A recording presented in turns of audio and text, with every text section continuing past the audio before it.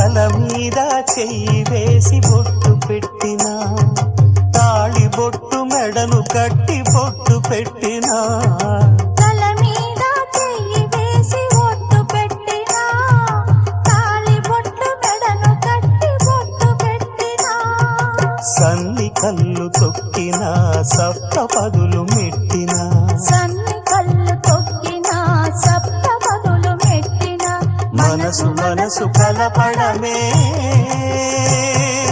మంత్రం పరమార్థం. శ్రీరస్తు శుభమస్తు, శ్రీరస్తు శుభమస్తు. శ్రీకారం చుట్టుకుంది పెళ్లి పుస్తకం, ఇక ఆకారం దాచుతుంది కొత్త జీవితం.